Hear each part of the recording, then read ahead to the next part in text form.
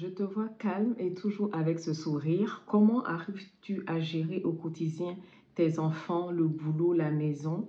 Point d'interrogation. Moi, je suis en panique et je crie tout le temps.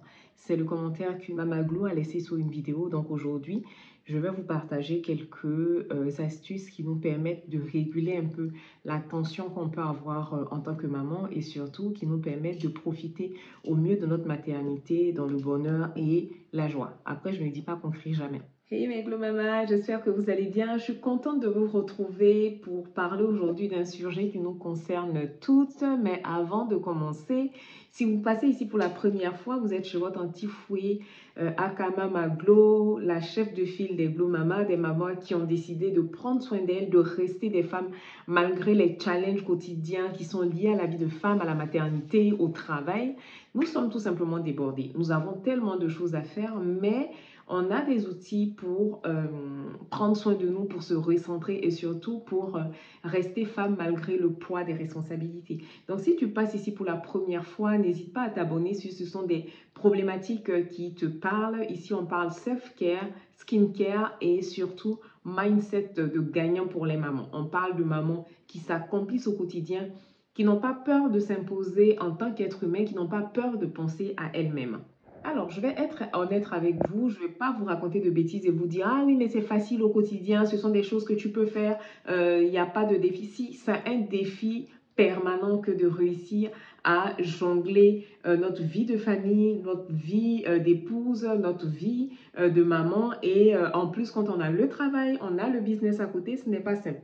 C'est un défi de trouver du temps pour soi, c'est un défi de ne pas céder à la colère et surtout c'est un défi de réussir à accorder, de créer un équilibre entre les différentes parties de nos vies. Mais j'ai envie de vous dire que ne vous inquiétez pas, avec 5 conseils à mettre au quotidien, c'est un pli à prendre, à mettre en place au quotidien, on arrive quand même à sauver les meubles et surtout on arrive à sauver sa santé mentale et on ne se retrouve pas à crier à chaque fois, à être énervé pour chaque petite chose que les enfants font qui ne va pas dans notre sens. Alors moi, le conseil numéro 1 que je vais suivre des coachings en intelligence financière. En intelligence financière, on te demande toujours de te payer en premier quand tu reçois ta paye. C'est la même chose pour prendre soin de soi. Prendre l'habitude de se donner à soi-même, qu'est-ce que ça veut dire? Ça veut dire qu'un vase qui est vide, on ne pourra pas servir les verres qui sont à table. Un vase, une rivière qui a séché ne pourra pas venir irriguer les plantations qui sont aux alentours. C'est des images très fortes pour te dire que tu ne peux pas donner aux gens ce que tu n'as pas. Ça veut dire que à force de donner, ta source, elle va tarir, elle va s'assécher. Et qu'est-ce qu'on va avoir en face? Une maman qui est moins patiente, qui a moins de temps, qui a moins de patience dans ses échanges avec ses enfants parce qu'elle est fatiguée tout simplement. Donc, c'est important de prioriser tes besoins. C'est important de te bloquer sur papier des plages importantes dans la journée pendant lesquelles tu vas pouvoir te poser, même si c'est pour prendre un café, même si c'est pour prendre un thé, un petit moment de silence. Tu es assise au calme, dans ton salon, dans ta chambre, même aux toilettes. Tu prends un petit livre, tu es aux toilettes, tu es en train de lire. Mais il te faut ces petits moments-là de pause, ce que moi j'ai appelé ça de décompression, parce que c'est la base pour que tu puisses recharger tes batteries et surtout être une maman qui prend soin de sa famille, le cœur plus léger. En deux, tu vas impliquer ton entourage. Ça, c'est quelque chose que les gens n'ont pas envie d'entendre. Mais à un moment donné, en tant que maman, il est de notre responsabilité d'impliquer nos enfants, de leur apprendre très tôt à prendre leur pli dans la maison, à participer dans la maison dans laquelle ils vivent. Moi, le thème en aide à la maison, c'est un thème qui m'horripile, c'est un thème qui fait bondir mes chakras, qui ferme mes chakras, qui me donne des boutons, dans la mesure où je ne sais pas dans quel livre simple, je ne sais pas dans quel dictionnaire, je ne sais pas dans quel manuel c'est stipulé qu'il n'y a que la maman qui doit prendre soin de la maison ou il n'y a que les personnes de sexe féminin. Je vois encore des filles qui ont l'âge de nos enfants, hein, qui ont des adolescentes, des filles de 17-18 ans, même la vingtaine, à qui on va venir faire des remontrances, même pas on, les mamans vont venir faire des remontrances parce qu'elles n'ont pas réchauffé la nourriture de leur frère, parce qu'elles n'ont pas fait la chambre de leur frère, parce qu'elles n'ont pas repassé la chambre, les habits de leur frère.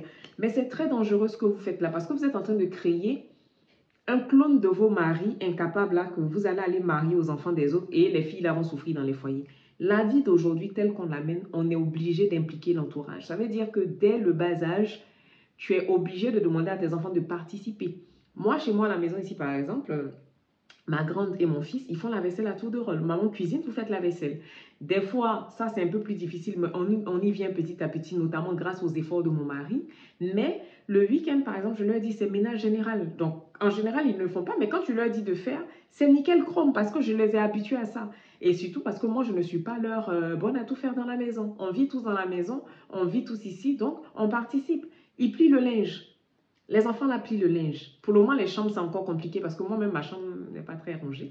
Mais on y vient petit à petit parce que je sais que demain, mon fils, il est amené à se marier. Il ne faut pas que demain, il se retrouve. Quand on demande aux gens de faire les choses, c'est pour eux-mêmes, hein, ce n'est pas pour le mariage en premier. Parce qu'en général, on va dire à nos filles, ah, mais tu ne vas pas apprendre à manger et à préparer. Quand tu vas te marier, tu vas faire comment? Mais à la base, ta fille, dans le mariage, elle n'a pas vocation à être une boniche. Elle prend soin de sa famille, mais son mari aussi est censé l'épauler parce que dans la situation actuelle, là, c'est plus comme au temps de nos mamans. On ne va pas aller travailler, ramener l'argent et puis être encore celle qui se tape tout le boulot à la maison. Donc, impliquez votre entourage, responsabilisez chacun selon son âge et selon ses capacités. Alors, le troisième conseil, il va rejoindre le premier, mais ce sont des routines bien-être. Ça veut dire qu'aujourd'hui, vous ne pouvez plus être une maman et ne pas avoir de routine bien-être. Vous ne pouvez plus être une maman et ne pas avoir de routine self-care. Vous ne pouvez pas être une maman et ne pas avoir des petites choses qui vous ancrent dans votre quotidien, qui vous permettent de lâcher du lest, de lâcher un peu prise, de respirer. Quand on vous dit routine bien-être, vous n'arrivez pas à le faire parce que vous avez l'impression que vous devez faire des choses trop compliquées. Mais ce que je suis en train de faire là maintenant, on a filmé, c'est ma routine bien-être. Je suis dans un moment qui me remplit de bonheur. Je suis dans un moment qui me permet de faire une pause dans ma journée d'aujourd'hui. Les enfants sont en vacances. Moi aussi, je suis à la maison. Depuis ce matin, je me suis levée. Je nous ai fait de la bouillie de riz avec des beignets. On a mangé un petit déjeuner à l'ivoirienne. Après, je leur ai dit, on est en vacances, d'accord, mais il n'y a pas de raison on ne se prépare pas. Donc, chacun s'est préparé. Où vous me voyez là. J'ai mis mon petit t-shirt, j'ai défait mes nattes. Je dois refaire mes nattes. Mais j'ai fait mon petit chignon. Mes ongles sont faits. J'ai brossé un peu mes sourcils. J'ai mis des petits bijoux, un petit t-shirt qui me plaît. J'ai fait mon combo de parfum avec une base de vanille, plus autre chose de plus luxueux. C'est une façon de prendre soin de moi en fait. C'est une façon de faire ma self-care. J'ai fait ma routine skincare. Vous vous rendez compte que même si vous ne me voyez pas souvent, mais le glow, il est toujours là. Voilà, c'est important d'avoir ces rituels-là qui vous permettent de vous ancrer. Ça peut être une petite marche. Ça peut être de la lecture. Là, j'ai vu quelque chose que j'aime beaucoup. Les jeunes filles la font sur TikTok en ce moment. Le cahier de culture. Donc, j'ai des cahiers que je n'ai pas encore ouverts. Je vais en prendre un. Regardez au moins un documentaire par jour. Parce que moi, je regarde beaucoup des vidéos true crime, mais j'ai décidé de diversifier un peu pour me cultiver. Donc, ça peut être par exemple des documentaires sur les animaux, si vous aimez les animaux. Ça peut être des documentaires sur les langues. En fait, il ne faut pas se figer, il ne faut pas rester dans un cocon. Il faut évoluer, il ne faut pas avoir peur d'essayer de nouvelles choses. C'est pour nous-mêmes notre épanouissement, c'est pour nous-mêmes notre bonheur. Donc, vraiment, moi, je compte sur vous, mes mamans. Je compte sur vous pour intégrer de la self-care, du bien-être, des routines bien-être dans votre quotidien. Après, ça peut être quelque chose de plus élaboré. Ça peut être, par exemple, aller au café, prendre un petit café toute seule, tu es assise dans ton café, tu regardes un peu les gens qui passent. Tu peux même faire une incartade à ton régime, manger un petit beignet. Ça peut être une petite séance au hammam ou au spa. Ça peut être tes ongles que tu vas faire. Moi, là, jeudi, j'ai rendez-vous pour aller m'épiler les sourcils. Il faut que je prenne rendez-vous avec ma coiffeuse pour me natter. Franchement, ce sont des petites choses toutes simples. Ça peut être une petite commande. Moi, par exemple, je suis fan de Ben Simon. Dès que je vois que Ben Simon fait des soldes, parce que maintenant les prix ont tellement grimpé, je m'achète une petite paire de Ben Simon. Ça peut être une petite promenade, même avec les enfants dans le parc. Te mettre pieds nus, si les zèbres ne sont pas trop mouillés, marcher pieds nus. Bon, j'espère que les gens chez vous, dans vos parcs, ne sont pas comme à Bordeaux, avec leurs animaux qui ont plein de crottes partout. Mais, voilà, des petites choses comme ça qui te permettent de t'ancrer, qui te permettent de te sentir bien, qui te permettent de te reconforter pour montrer que toi aussi, tu comptes à tes yeux. C'est vraiment important. En 4, tu vas vraiment faire preuve d'indulgence envers toi. Ça, je le dis souvent, hein, le mythe de la mère parfaite. Le mythe de la mère qui ne fait jamais d'erreur. Le mythe de la mère sacrificielle en 2024, franchement, ce n'est plus à la mode. Vous avez vu que la vie est de plus en plus difficile. Il y a tellement de crises, il y a tellement de situations de tension aujourd'hui dans le monde que tu ne vas pas venir rajouter toi-même sur la tension. Il y a déjà trop de tension en fait. Donc, passer le temps à se mettre la pression, à vouloir faire les choses comme les autres, à vouloir calquer la vie des autres, j'ai envie de te dire que ce que tu vois là, c'est ce que les gens ont envie de te montrer. Tu ne sais pas de quoi leur quotidien est fait. Tu ne sais pas comment ces personnes-là vivent réellement dans leur maison. Arrête de te mettre la pression inutilement. Arrête de stresser, par exemple, ton mari pour qu'il fasse exactement les mêmes choses que tu vois chez les autres. Arrête de stresser tes enfants. Arrête de vouloir faire un copycat de la vie des autres. Tu es unique en ton genre. C'est ton unicité là qui plaît et qui attire. Hier, j'ai regardé une vidéo d'une dame là qui se plaignait qu'une de ses anciennes amies la copie. C'était flippant. Tu vois, la go, elle fait exactement la même chose. Elle dit qu'elle a connu la fille elle a les cheveux lissés. Maintenant, la fille a laissé ses boucles naturelles revenir. Elle parle exactement comme sa copine. Elle fait le même truc, elle est sur la même thématique qu'elle sur TikTok. C'est flippant, c'est effrayant. Et ça, on a énormément de personnes comme ça dans notre entourage qui le font. Et nous-mêmes, des fois, on le fait sans s'en rendre compte. Donc, il est important pour toi de te connaître et aussi de faire preuve de compassion et d'indulgence envers toi, de t'autoriser à faire des erreurs, de la même façon que quand ta meilleure amie, quand ta soeur, quand ton frère, quand ton mari fait des erreurs, tu laisses passer, tu lui trouves des excuses, trouve-toi des excuses à toi-même aussi, sois réconfortante envers toi, c'est important pour ton amour de toi, pour booster ton estime de toi et surtout pour te permettre de ne pas tomber dans la procrastination. Parce que plus tu vas être exigeante envers toi, plus tu vas faire preuve de manque de compassion envers toi, tu vas exiger la perfection de toi. Finalement, tu ne passeras pas à l'action parce que tu as l'impression que ce que tu fais n'est pas assez bien. Alors en 5, je pense que ça même, ça aurait pu être la première, le premier point, avoir une organisation béton.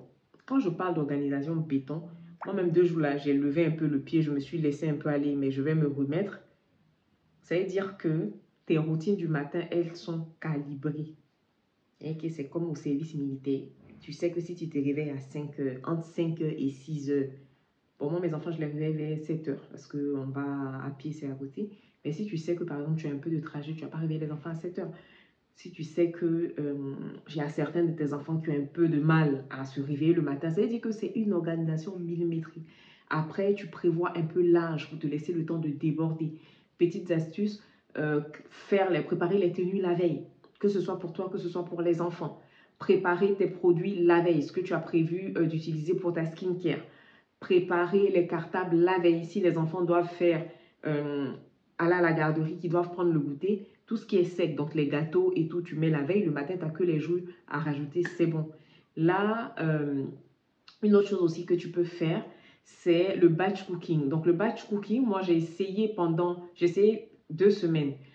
J'avais pas la foi. Donc là, c'est novembre, décembre, nouveau challenge, réussir à me sortir mes menus. Donc ça veut dire que quand je dis novembre, décembre, ça veut dire que là, on est le 21 octobre quand je filme.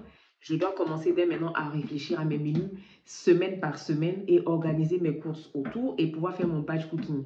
Honnêtement, le batch cooking, c'est un gain de temps. C'est un game changer dans la vie de maman. Sortez des histoires de oui, nous, on n'aime pas manger sauce couchée et on est en bain. Quand tu es en bain, tu t'adaptes. Quand tu dois travailler, aller chercher les enfants à la garderie, c'est pas quand tu vas revenir là, tu vas venir faire ta lourde sauce graine le soir. Donc, tu peux faire tes sauces, tu les congèles. Le soir, quand tu reviens, si tu es une mangeuse de foutou à bourrer comme moi, tu fais ton foutou, ton placali, tu manges. Les nourritures simples, là, les petites salades, les choses comme ça, par contre, moi, je ne le fais pas d'avance. Mais les ragoûts, les sauces tomates, les bolognaises, tu congèles. Quand tu arrives, tu n'as qu'à sortir. Et quand tu fais le batch cooking, ça te permet aussi d'avoir du temps pour toi le soir. Pour ta routine du soir, pour ton sas de décompression. Parce que quand tu fais le batch cooking, tu as quoi? Tu as 15-20 minutes pour réchauffer la nourriture, mettre la table, vous manger. Si tu ne fais pas de batch cooking, ça veut dire que tu passes déjà 1 heure que tu aurais pu passer en tête à tête avec toi-même. Tu passes cette heure-là à faire à manger, voire plus. Une fois que tu finis de faire à manger, il faut faire la douche aux enfants, il faut les préparer pour la nuit. Tu vas voir que ton temps pour te consacrer à toi-même est très court et finalement, ça va être un moment de colère, un moment où tu es tendu parce que tu n'as pas eu le temps de te détendre. Alors que si tu fais ton batch cooking, que tu as 1 heure devant toi, tu as le temps de lire, tu as le temps d'appeler une amie, tu as le temps de regarder une petite vidéo de béret, tu as le temps de regarder un petit documentaire, tu as le temps de faire quelque chose qui te remplit de bonheur et surtout qui assure la transition entre ta journée de travail et ta soirée. Donc, comme vous avez pu le voir, ce sont des choses qui ont l'air compliquées, qui ont l'air difficiles à mettre en place, mais comme pour tout, ça demande un peu de travail. Au début, ça va vous demander du travail. Au début, ça va vous demander de vous investir. Au début, ça va vous demander d'être à fond dedans. Et petit à petit, ça devient des automatismes parce que vous aurez tout mis en place, vous avez trouvé ce qui fonctionne pour vous et vous avez créé une routine. Une routine, c'est quelque chose qu'on répète tellement souvent que finalement, ça devient un automatisme. Et ça, vous en avez besoin si vous voulez être des mamans qui trouvent du temps pour elles et surtout des mamans qui sont moins énervées, qui sont moins tendues au quotidien. Donc, je vous remercie en tout cas d'avoir suivi cette vidéo. N'hésitez pas à la liker et à la partager. N'hésitez pas à vous abonner pour me donner la force. Et puis, on se retrouve la prochaine fois. Mouah.